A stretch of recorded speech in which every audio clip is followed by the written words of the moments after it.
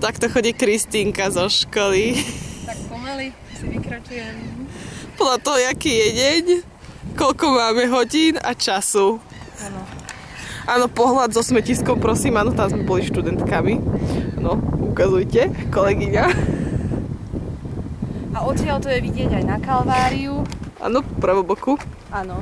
Čakaj. Tam môžeme vidieť Kalváriu, respektíve kostol a dom. Áno. Ale vyššie momentálne nie je vidieť.